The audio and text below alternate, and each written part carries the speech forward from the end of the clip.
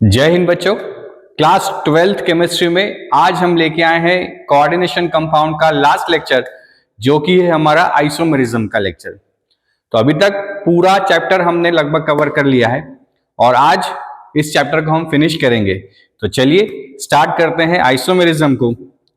Isomerism by definition आपको पता है कि आइसो का मतलब होता है सेम और मर का मतलब होता है यूनिट। मतलब ऐसे कंपाउंड्स जिनका फॉर्मूला तो सेम होता है बट उनका स्ट्रक्चर्स, उनकी फिजिकल केमिकल प्रॉपर्टीज डिफरेंट होती हैं, उन्हें क्या कहा जाता है? आइसोमर्स कहा जाता है।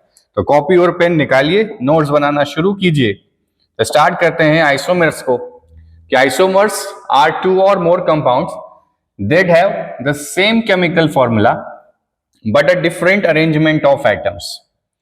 और इस डिफरेंट अरेंजमेंट ऑफ एटम्स के कारण क्या होता है, उनकी जो प्रॉपर्टी है, चाहे वो फिजिकल प्रॉपर्टी हो चाहे वो केमिकल प्रॉपर्टी हो, वो डिफर करने लगती है। तो because of the different arrangement of the atoms ये फिजिकल केमिकल प्रॉपर्टीज बदल जाती है और ऐसे कंपाउंड्स को क्या कहा जाता है? आइसोमर्स कहा जाता है। नॉर्मली कोऑर्डिनेशन कंपाउंड में हमें दो टाइप के आइसोमर्स पढ़ने हैं।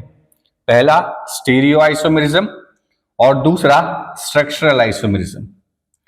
स्ट्रक्चरल आइसोमेरिज्म को पहचाना कैसे जाएगा कि यहां पे जो IUPAC नेम है वो IUPAC नेम चेंज हो जाएगा।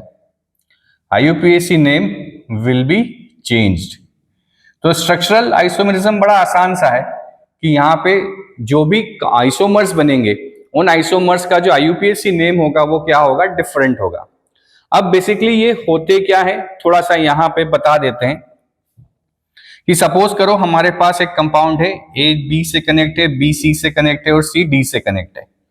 अब अगर यहां पे इसको हम C को हटा दें और उसको B से कनेक्ट कर दें तो क्या हुआ? B C से था, C D से था, अब B कनेक्ट हो गया D से और C कहां आ गया? ब्रांच में। तो ये जो अरेंजमेंट है, फॉर्मूला आप देखो सेम है ABCD, पर ये जो अरेंजमेंट है जहां पे एटम्स की पोजीशन, एटम का जो बॉन्डिंग है वो बदल जाता है और उसमें स्ट्रक्चर में चेंज होता है, इस टाइप के आइसोमेरिज्म को क्या कहा जाता है? Structural isomerism.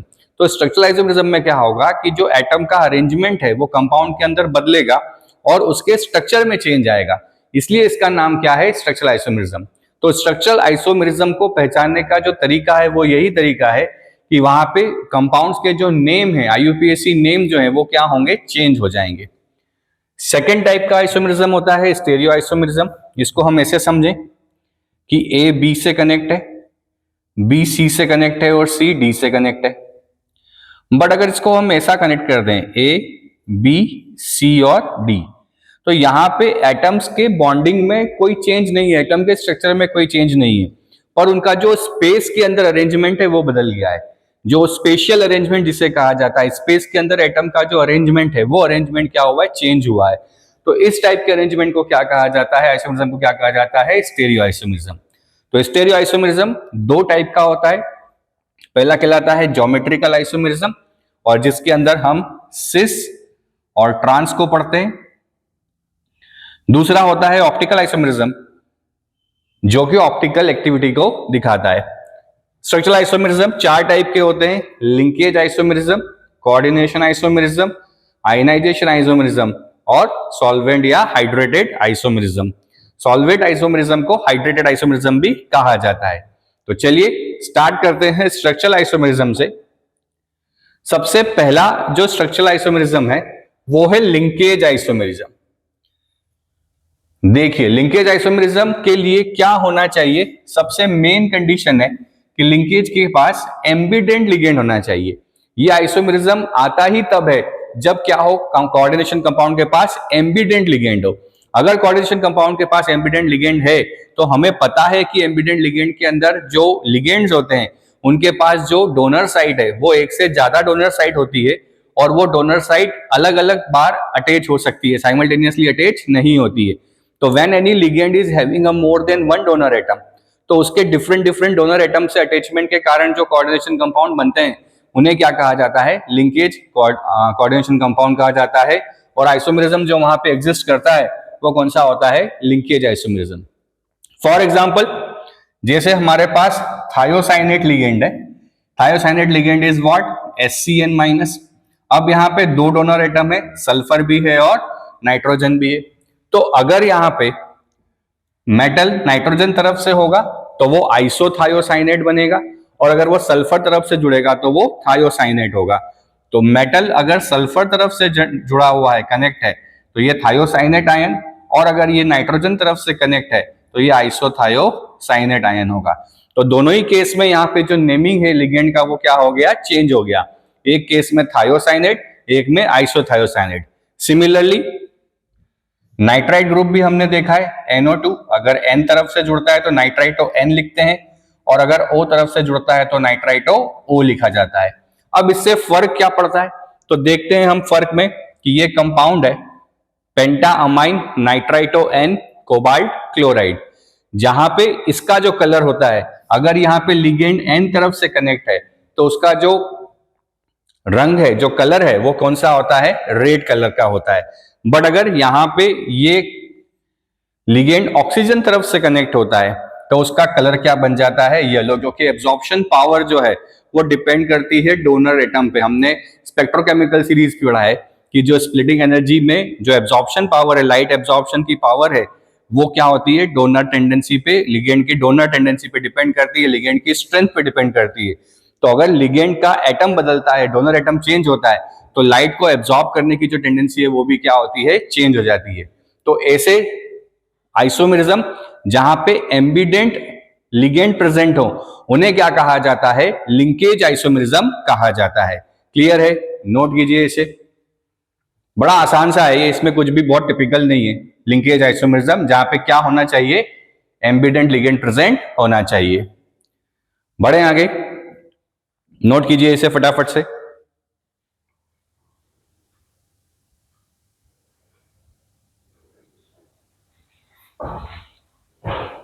चलिए अगला आता है स्ट्रक्चरल आइसोमेरिज्म। स्ट्रक्चरल आइसोमेरिज्म में कोऑर्डिनेशन आइसोमेरिज्म। कोऑर्डिनेशन आइसोमेरिज्म की जो कंडीशन है कि both cation and anion must be complex. Both cation और एनायन क्या होना चाहिए, कॉम्प्लेक्स होना चाहिए। ये कोऑर्डिनेशन कंपाउंड की नेसेसरी कंडीशन है।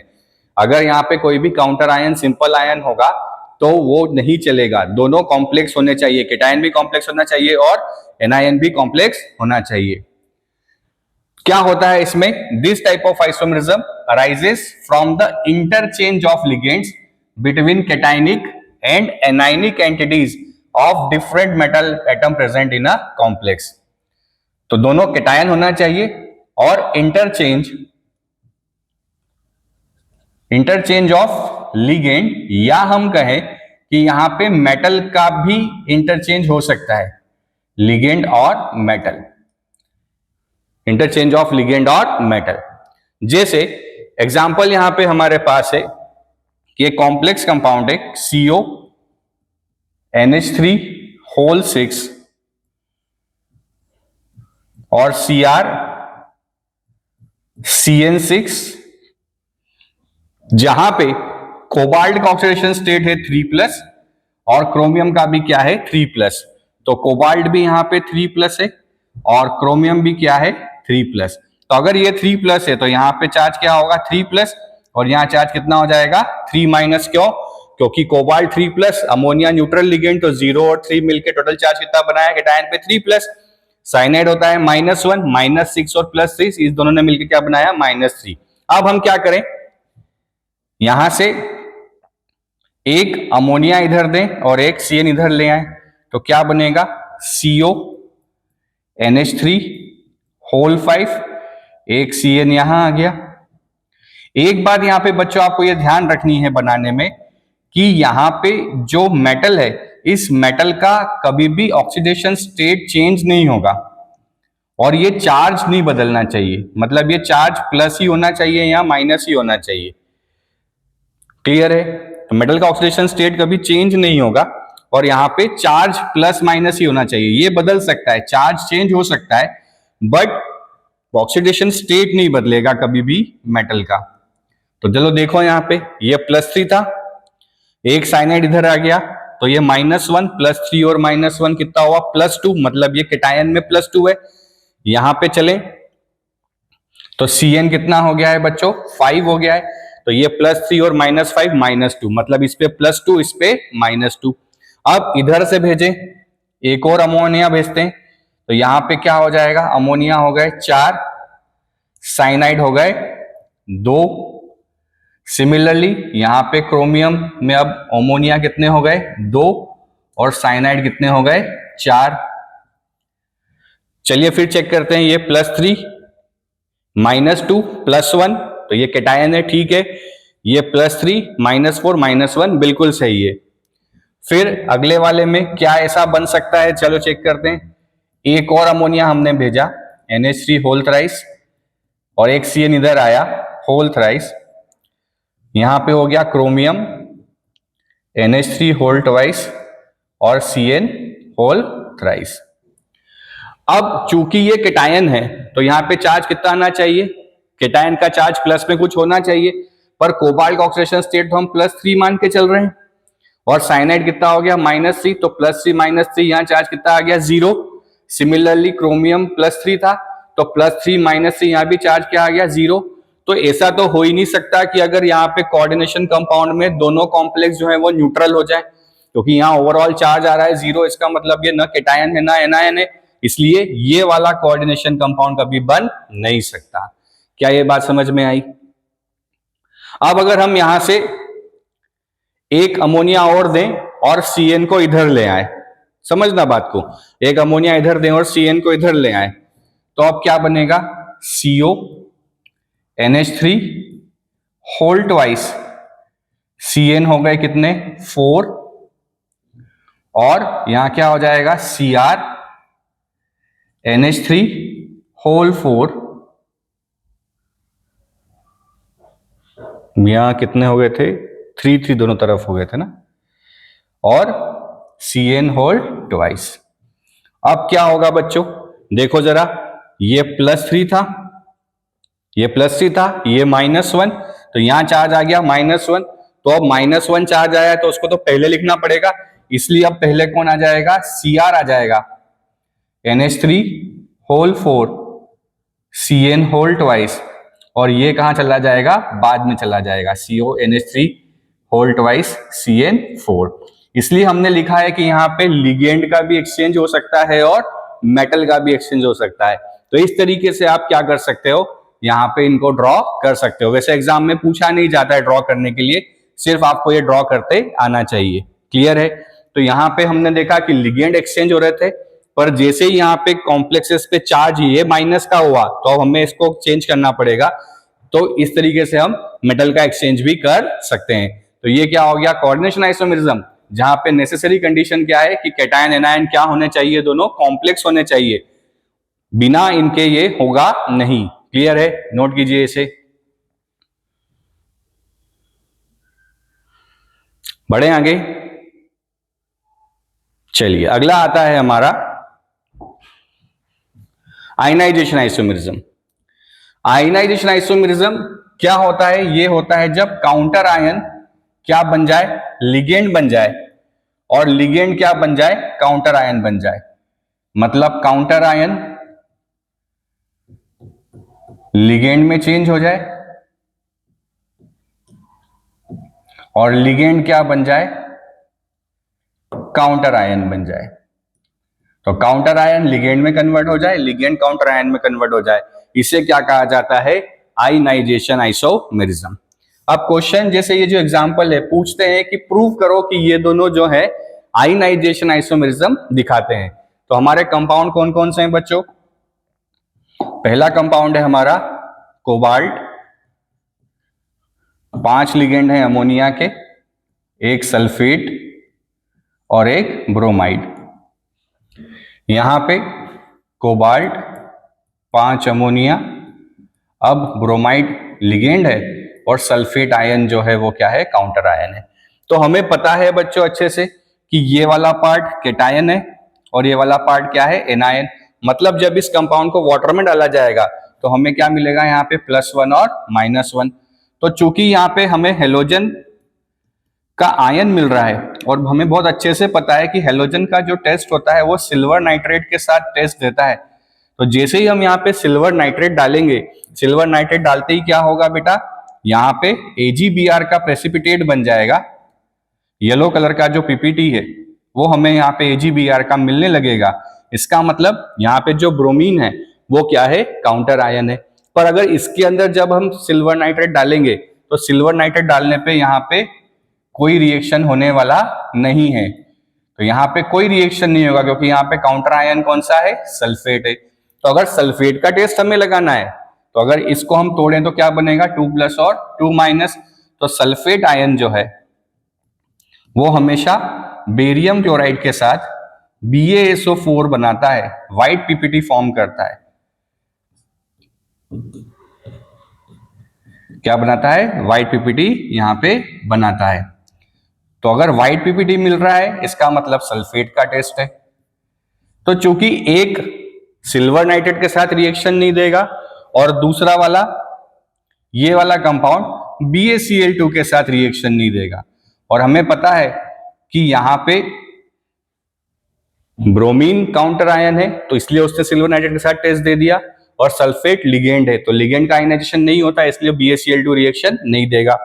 पर यहाँ पे सल्फेट ने रिएक्शन AgNO3 के साथ नहीं दिया क्योंकि काउंटर आयन नहीं देता है। Br यहाँ पे काउंटर वो है अपना लिगेंड है, तो यहाँ पे Br AgNO3 के साथ रिएक्शन नहीं देगा क्योंकि लिगेंड है, और काउंटर आयन सल्फेट है तो वो BaCl2 के साथ रिएक्शन दे देगा। इसका मतलब एक तरफ लिगेंड ब्रोमीन है, एक तरफ ब्रोमीन काउंटर आयन है, एक तरफ सल्फेट काउंटर आयन है, एक तरफ सल्फेट लिगेंड है।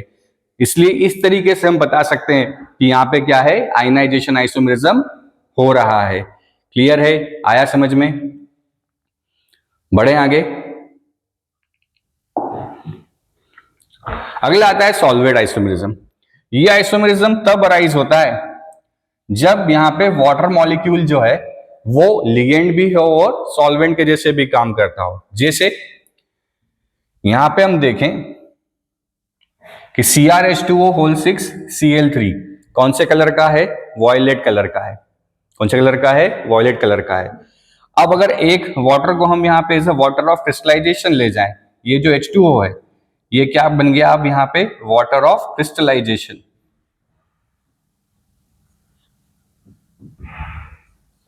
It is water of crystallisation.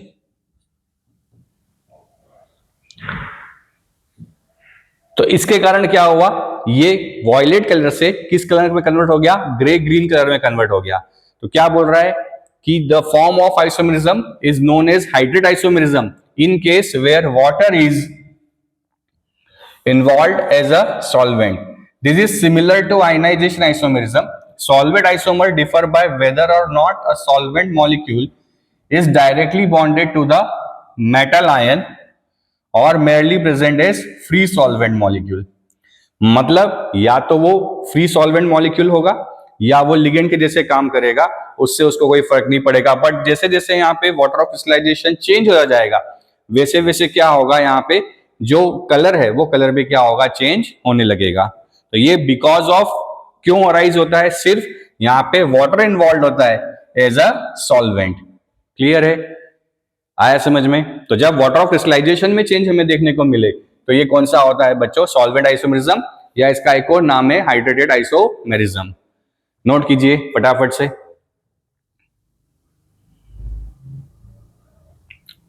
बढ़े आगे। तो ये हमारे सारे थे स्ट्रक्चरल आइसोमेरिज्म। अब आता है ज्योमेट्रिकल आइसोमेरिज्म। ज्योमेट्रिकल आइसोमेरिज्म, चलिए हम थोड़ा सा पहले इसको देख लेते हैं क्या होता है।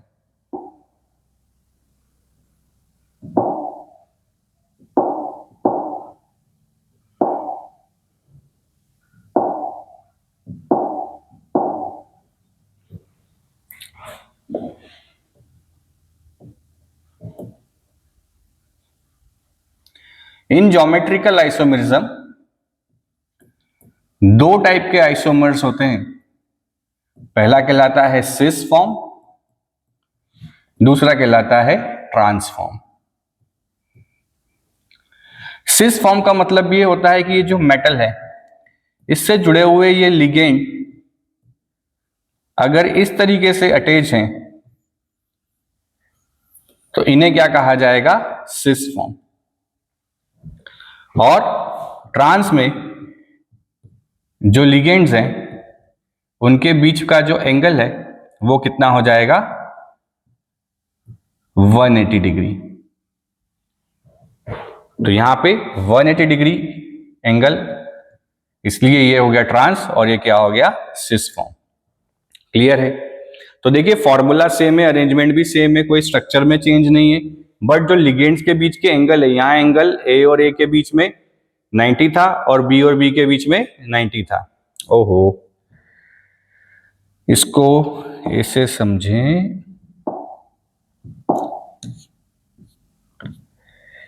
This will like this, A and B B.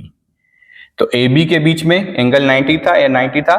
अब ए बी के बीच में एंगल क्या हो गया है? 180। ये एंगल 90 था, ये एंगल 90 था, अब ये क्या हो गया है? 180। तो ये वाला फॉर्म कहलाता है सिस, ये वाला फॉर्म कहलाता है ट्रांस। अब कौन कौन से कंपाउंड्स ये एग्जिबिट कर सकते हैं, थोड़ा सा इसको ध्यान से समझिएगा कि अगर हमारे सारे लिगेंड्स सेम हो जाएं तो देखो बच्चों क्या बनेगा सेम लिगेंड्स के लिए? ये चारों लिगेंड यहां जोड़ दिए। अब किसी भी लिगेंड को आप उठा के कहीं भी रख दो, यहां पे एंगल में कोई चेंज आने वाला नहीं है क्योंकि सारे लिगेंड कैसे? सेम है। तो ये कभी जीआई एग्जिबिट नहीं करेगा, ज्योमेट्रिकल आइसोमेरिज्म नहीं दिखाएगा।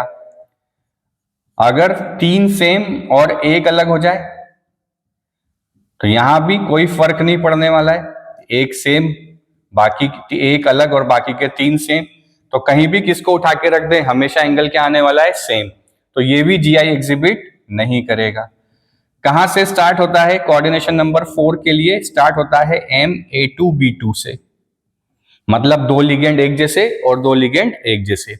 अब देखा जाता है कि जो कोऑर्डिनेशन नंबर 4 है उस कोऑर्डिनेशन नंबर 4 में 2 ज्योमेट्री होती है, एक होती है स्क्वायर प्लेनर, एक होती है टेट्राहेड्रल। तो स्क्वायर प्लेनर में ही जीआई एग्जिबिट करता है, टेट्राहेड्रल में जीआई एग्जिबिट नहीं करता। इन टेट्राहेड्रल कभी भी ज्योमेट्रिकल आइसोमेरिज्म एग्जिस्ट नहीं करता, हमेशा स्क्वायर प्लेनर में ही करता है। और स्क्वायर प्लेनर में भी कौन कौन से पार्ट में नहीं करता? एक तो MA4 में नहीं करता और एक MA3B में नहीं करता। इसके बाद में ये स्टार्ट करता है, MA2B2 हो जाए, MA2BC हो जाए, MABCD हो जाए, इसमें एग्जिबिट करता है। ठीक है, तो हमको जो पढ़ना है वो MA2B2 पढ़ना है, MABCD पढ़ना है ना। तो कभी भी टेट्राहेड्रल में ज्योमेट्रिकल में कभी भी ज्योमेट्रिकल आइसोमेरिज्म एग्जिस्ट नहीं करता। अब क्यों नहीं करता? क्वेश्चन ही है कि why is geometrical isomerism not possible in tetrahedral complex having 2 different type of unidentate ligands with the central atom. चलिए समझते हैं। टेट्राहेड्रल ये ज्योमेट्री होती है, सारे बॉन्ड एंगल यहां पे जो होते हैं वो होते हैं 109.5। अब अगर आप यहां पे सारे लिगेंड बदल भी दो, चेंज भी कर दो, तो आप कहीं से भी किसी भी लिगेंड को जब लगाओगे तो हमेशा ये बॉन्ड एंगल क्या होने वाला है? 109.5 ही रहने वाला है। ठीक है, जैसे इस डी को उठा के मैंने यहां लगा दिया और सी को यहां लगा दिया, तब भी ए और डी के बीच का एंगल जो है वो कितना होगा? 109.5 ही रहेगा। बी को यहां ले आऊं, डी को यहां ले आऊं, तब भी ए और डी के बीच में, ए और बी के बीच में एंगल 109.5 रहेगा। तो सारे लिगेंड सेम हो या सारे लिगेंड डिफरेंट हो, किसी भी केस में जो कोऑर्डिनेशन नंबर 4 में टेट्राहेड्रल ज्योमेट्री है वो कभी भी आपका जीआई एग्जिबिट नहीं करेगा।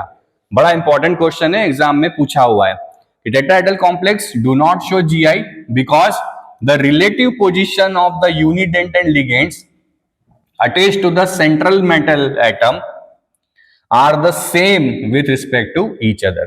कि इनकी जो पोजीशन है with central atom each other, एक दूसरे के साथ में सेंट्रल एटम के रिस्पेक्ट में जो इनकी पोजीशन है वो सारी पोजीशन क्या है? सेम है। मतलब उनके बीच का कभी भी एंगल चेंज होने वाला नहीं है, इसलिए कभी भी कोऑर्डिनेशन नंबर 4 ज्योमेट्रिकल आइसोमेरिज्म नहीं दिखाएगा। नोट कीजिए इसे, बड़ा इंपॉर्टेंट क्वेश्चन है। बढ़े आगे।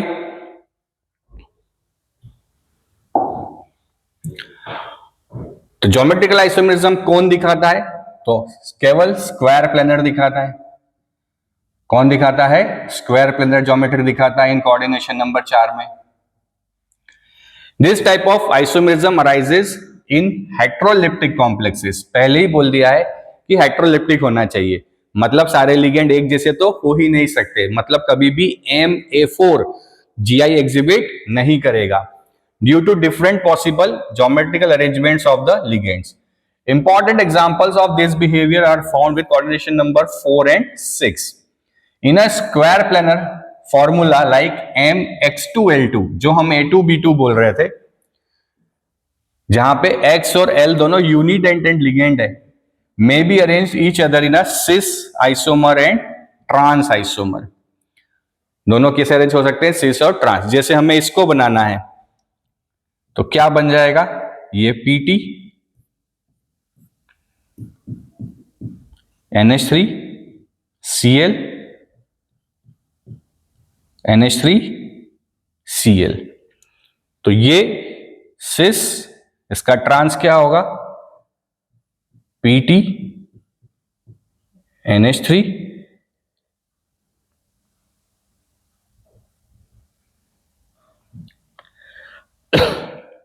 ये मैंने सिस ही बना, सॉरी ट्रांस ही बना दिया। इसका सिस कैसा होगा? PT NH3, एक सेकेंड, पूरा ही गड़बड़ हो गया है। चलिए क्या हो जाएगा देखिए जरा।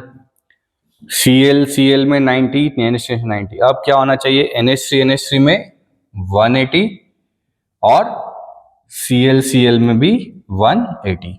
तो ये फॉर्म कौन सा हो गया बच्चों? ट्रांस। और ये वाला फॉर्म कौन सा हो गया? सिस। नोट कर लें इसे।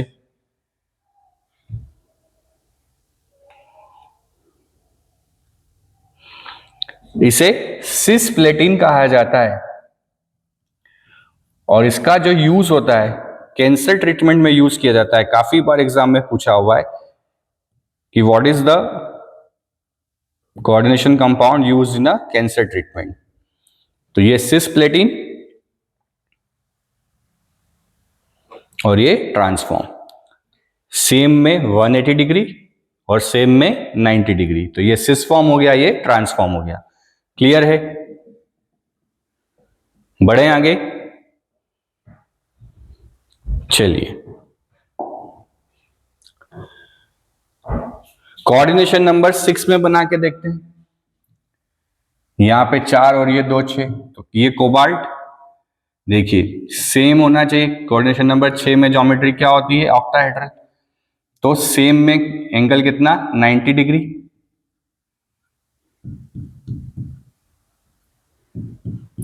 और ये NH3। तो ये कौन सा हो गया? इसका सिस फॉर्म। इसका अगर हम ट्रांस बनाए तो एक दूसरे के अपोजिट हो जाएंगे, 180 डिग्री। और ये क्या हो गया? NH3। ये बन गया इसका ट्रांसफॉर्म। ठीक है, आया समझ में? बढ़े आगे।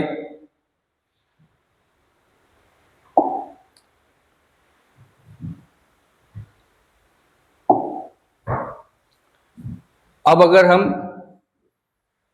ऐसा कुछ देखें कि MA2BC, मतलब 2 लिगेंड एक जैसे और 2 लिगेंड डिफरेंट, तो सिस क्या बन जाएगा? सिस कैसे बनाते हैं इसका? ये सिस ट्रांस में क्या कर दें?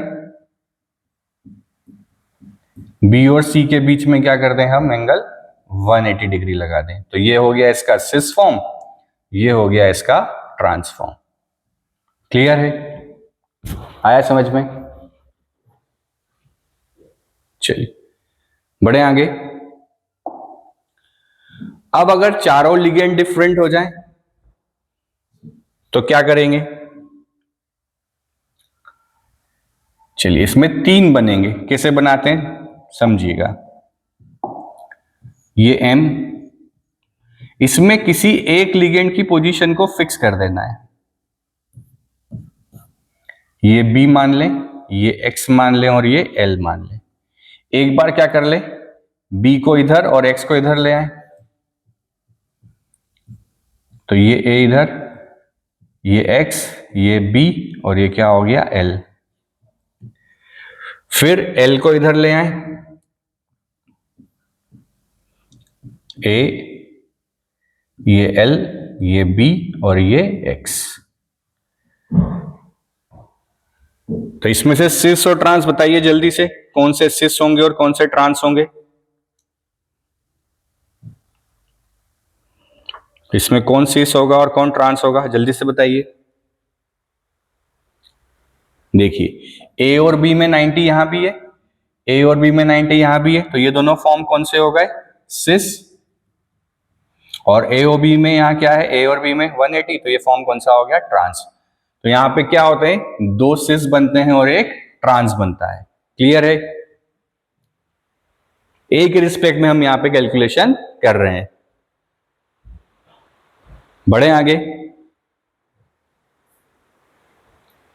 चलिए नेक्स्ट देखते हैं। This type of isomerism also rises when डाइडेंटेड ligand present. क्या होगा? डाइडेंटेड लिगेंड होना चाहिए। देखिए फिर वही बात, अगर यहां पे डाइडेंटेड लिगेंड भी सेम हो जाए तो डू नॉट एग्जिबिट GI, क्योंकि हेट्रोलिटिक होना चाहिए, होमोलिटिक नहीं होना चाहिए, है ना। तो जैसे यहाँ पे एक क्लोरीन है और एक एथिलीन डायमाइन है, तो क्या बन जाएगा इसका? जल्दी से बनाते हैं। लिगेंड कैसा है? ये डाइडेंटेड है, तो टोटल 4 और 2 6, मतलब कोऑर्डिनेशन नंबर 6 है। तो ये क्लोरीन और क्लोरीन यहाँ पे, EN डाइडेंटेड है, तो एक इधर से जुड़ेगा, एक इधर से जुड़ गया। यहाँ एक EN इधर से जुड़ेगा और इधर से जुड़ गया, तो ये कौन सा फॉर्म हो गया? सिस फॉर्म हो गया। It is cis form. अब इसका ट्रांस बना है, तो ट्रांस में क्या होना चाहिए? क्लोरीन क्लोरीन के बीच में एंगल 180, और ये क्या हो गया आपके? एथिलीन डायमाइन का ट्रांसफॉर्म। तो ये कौन सा हो गया बच्चों? ट्रांसफॉर्म। ठीक है, तो याद रखिए, कोशिश कीजिए कि जो सिस है उसमें एंगल 90 डिग्री रखें, ट्रांस में एंगल 180 डिग्री रखें। क्लियर है? आया समझ में? बढ़े आगे। अगला आता है another type of geometrical isomerism occurs in octahedral entities, MA3B3 CONH3 whole thrice और Na2 होल थ्राइस। ये कौन सा हो गया? MA3B3। दो टाइप के ये होते हैं। पहला कहलाता है फेशियल, कि जब ऑक्टाहेड्रल ज्योमेट्री में लिगेंड्स जो हैं वो क्या बनाए? एक फेस का फॉर्मेशन करें, तो उसको क्या बोलते हैं? फेशियल। और जब लिगेंड्स मेरिडियनल लाइन पे हों तो उन्हें क्या कहा जाता है? Meridional isomerism. तो ये वाला जहां पे लिगेंड जो है फेस का फॉर्मेशन करें MA3B3 में, उसे क्या कहा जाता है? फेशियल। और जो ये मेरिडियनल लाइन में होता है उसे क्या कहा जाता है? Meridional isomerism. क्लियर है? तो बड़ा आसान सा है, जो फेज फॉर्मेशन करे वो फेशियल, जो मेरिडियन बनाए में आए वो क्या कहलाता है? Meridional isomerism. कौन से टाइप के लिगेंड में होना चाहिए? ये MA3B3 में। तो इतने टाइप के ज्योमेट्रिकल आइसोमेरिज्म हमारे सिलेबस में मेंशन्ड है। अगला आता है ऑप्टिकल आइसोमेरिज्म। ऑप्टिकल आइसोमेरिज्म में आपको अच्छे से पता है कि जब लाइट पास कराई जाए कंपाउंड में से तो उनकी ऑप्टिकल एक्टिविटी चेंज हो, है ना। या तो वो लाइट को क्लॉकवाइज घुमाएंगे या लाइट को एंटी क्लॉकवाइज घुमाएंगे। जो क्लॉकवाइज घुमाएंगे वो डेक्स्ट्रोरोटेटरी कहलाते हैं, जो एंटी क्लॉकवाइज घुमाएंगे वो लेवोरोटेटरी कहलाते हैं। और उसके लिए कंडीशन क्या है? कि कभी भी वहां पे कोई भी सिमेट्री प्रेजेंट नहीं होना चाहिए। क्लियर है? तो optical isomers are mirror images that can not be super imposed on one another, these are called enantiomers. उन्हें क्या कहा जाता है? जो non super impossible mirror image है, they are known as the enantiomers. The molecules or ions that can not be super imposed are called chiral. और जो एक दूसरे के ऊपर सुपर इम्पोज नहीं होते हैं उन्हें कायरल, ये सब हेलो एल्केन में हम पढ़ चुके हैं। The two forms called dextro and levo depending upon the direction they rotate the plane of polarized light in a polarimeter. अब कौन डेक्स्ट्रो बनेगा कौन लेवो बनेगा वो डिपेंड करेगा कि जब लाइट उनसे पास कराई जाए तो जो लाइट को क्लॉकवाइज घुमाएगा वो डेक्स्ट्रो और जो लाइट को एंटी क्लॉकवाइज घुमाएगा वो levo. In a coordination entity type PtCl2n voltage only the cis isomer shows optical activity. चलिए सबसे पहली बात पॉइंट नंबर 1 यहां लिखें, coordination number 4 do not show optical isomerism OI. Reason is both different for different geometry. कि किसी भी अगर एंगल को ले लें ABCD तो यहां पे तो क्या है रिलेटिव पोजीशन ही सेम है इसलिए OI नहीं दिखाता है, पर स्क्वायर प्लेनर के अंदर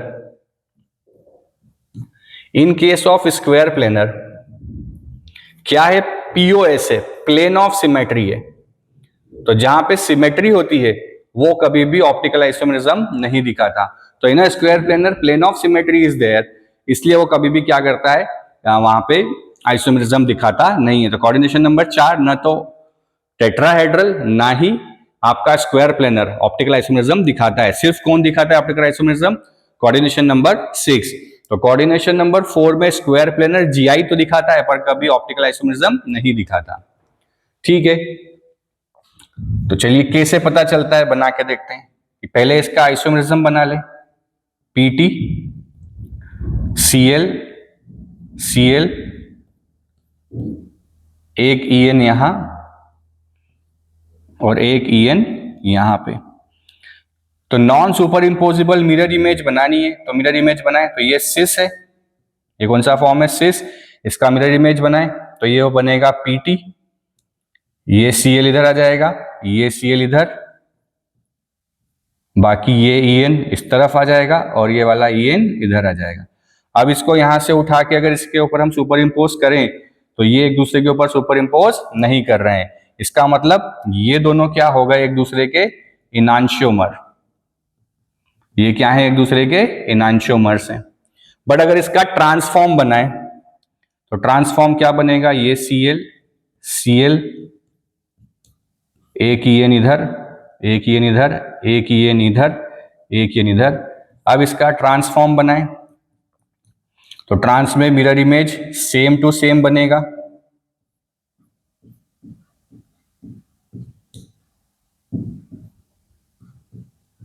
तो ये एक दूसरे के इनांशियोमर नहीं है, मतलब ट्रांस जो है ऑप्टिकल आइसोमेरिज्म नहीं दिखा रहा है और कौन दिखा रहा है, सिस दिखा रहा है। तो सिस ट्रांस तो मतलब ये वाला कंपाउंड ज्योमेट्रिकल आइसोमेरिज्म भी दिखाता है और इसका सिस कंपाउंड जो है वो ऑप्टिकल आइसोमेरिज्म भी दिखाता है, क्योंकि ये दोनों एक दूसरे के क्या है non super impossible mirror image है, इसलिए ये इनांशियोमर्स हैं और इनांशियोमर्स क्या होते हैं ऑप्टिकली एक्टिव होते हैं। तो in coordination compound is only cis isomer shows optical activity. तो कौन सा आइसोमर दिखाता है केवल ऑप्टिकल एक्टिविटी, सिस दिखाता है। क्लियर है, क्लियर है, बढ़े आगे।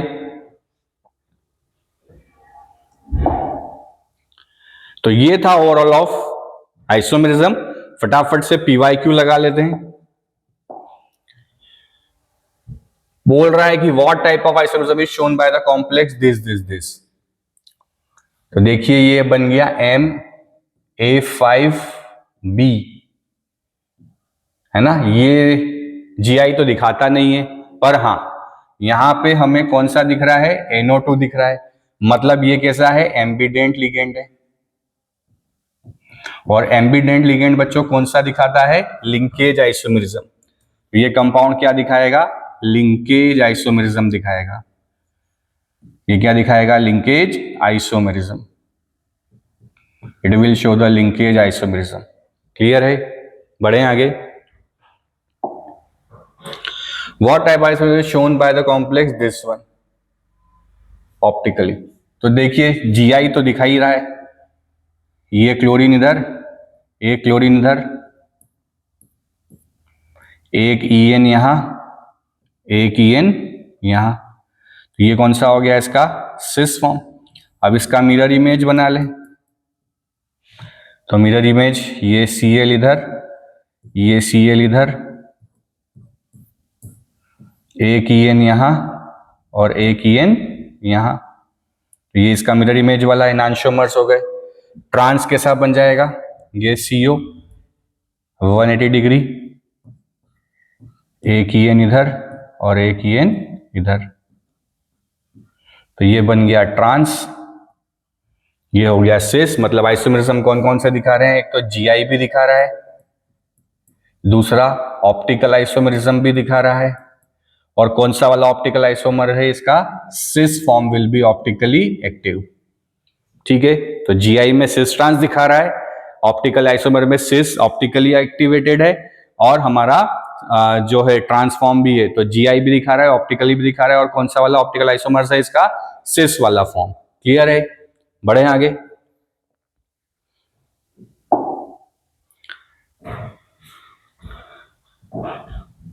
अच्छा, कौन सा है आयना, अच्छा शो करके बताना है कि आयनाइजेशन आइसोमर से। अभी हमने देखा था बच्चों कि CO NH3 होल 5Cl और सल्फेट। तो यहां पे काउंटर आयन कौन सा बनेगा, सल्फेट। इस सल्फेट 2 माइनस का रिएक्शन जब हम BaCl2 से कराते हैं तो क्या मिलता है, white PPT of BaSO4।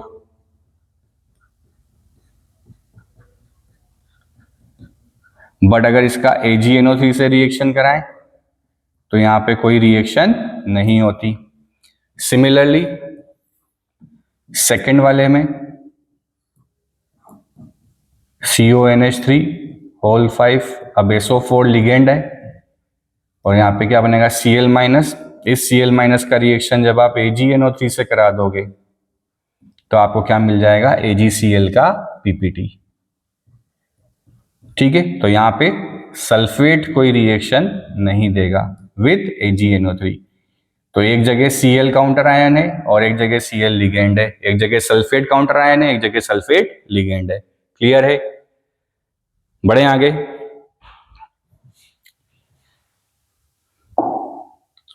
What type of isomerism is shown by this? बना ही लिया हमने, अभी बनाया था इसको। What? Write IUPAC name। चलिए पहले IUPAC नेम लिख लेते हैं। PT En whole twice Cl2। क्या बन जाएगा, ये क्लोरो और ये एथिलीन डायमाइन, तो डायक्लोरो बिस एथिलीन डायमाइन प्लेटिनम। प्लेटिनम का ऑक्सीडेशन स्टेट निकालें, इसको x मान लेंगे, न्यूट्रल होता है ये -1, तो क्या हो गया, x + 0 - 2 = 0, तो x बराबर कितना हो गया, 2। तो प्लेटिनम का क्या है स्टेट यहाँ पे, 2। GI बनाना है इसका तो बड़ा आसान है, ये PT, ये Cl, ये Cl, एक En यहां पे और एक En यहां पे। ये कौन सा फॉर्म हो गया बच्चों, सिस। ट्रांस के लिए 180 पे लगा दो, एक Cl इधर, एक Cl इधर,